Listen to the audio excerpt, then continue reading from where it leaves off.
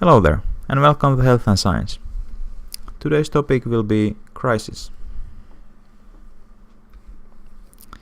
So we'll start off by describing what is crisis. It is said that crisis is a sudden and often surprising event that takes individual into a situation where learned approaches and coping mechanisms are insufficient or don't work.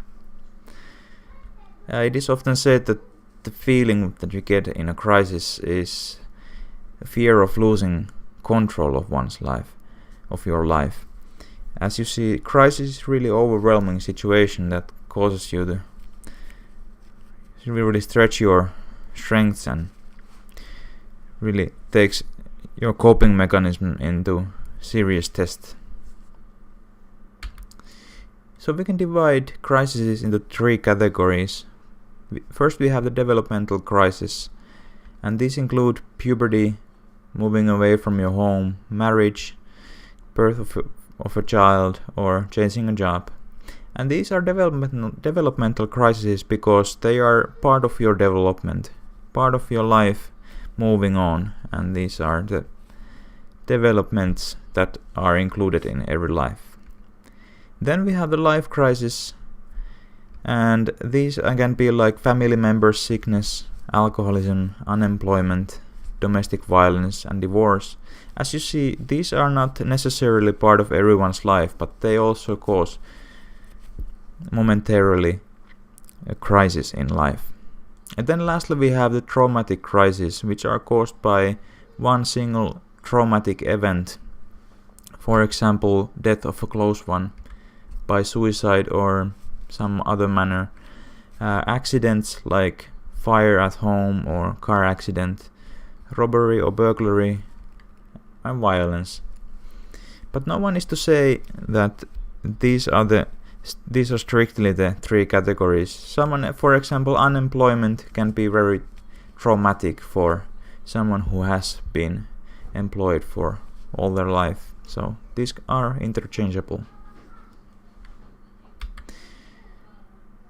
Well, then we have the phases of a traumatic event and crisis, and they are called phases because they lead from one to another. So first we have the shock phase, where usually we feel denial, we deny the event that happened. We might shut down emotionally and be really hard to get to, and we might not be able to comprehend the event that caused the crisis. Unpredictable reactions are also part of shock phase because we are in a shock. Then we have the reaction phase, where strong emotions surface and we come into realization, and we might have strong need to know who's responsible of the event. Some physiological effects might be insomnia and lack of appetite, and also trembling. The reaction phase leads into processing phase, where we start to process the event. We come to terms with what has happened, and we move away from denial when we accept the event. And we might also have a need for withdrawal and be alone to process the event. And lastly we have the reorientation phase, where the past is accepted as a part of life story and identity. It becomes part of us, and we might overcome the sadness, and we might find new joy. And it doesn't take away our mental strength anymore. It might actually make us more stronger. So, lastly, about overcoming a crisis. We have all different skills and different ways to overcome a crisis.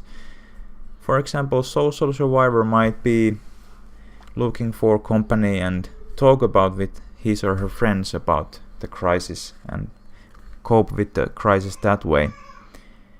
Then we have the emotional survivor, and someone who is emotional survivor might laugh and cry and show strong emotions and cope with the crisis that way.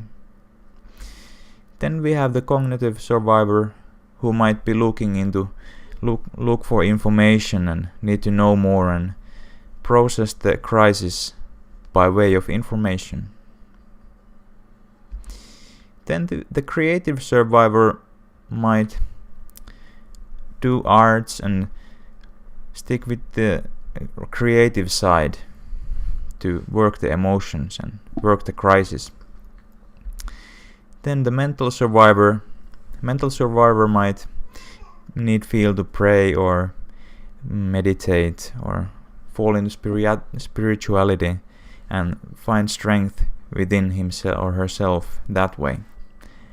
And lastly, the physiological survivor, who might start doing sports and eat healthy and take care of his or her body and come over the crisis that way. So now, as your homework, think about this. What kind of a survivor would you be? How could you overcome a sudden crisis, and what kind of surviving tactic would you like to strengthen in yourself? What would you like to try, as you remember from the last categories we last spoke of? Think about these questions and write down your thoughts, and we can carry on from this in the class.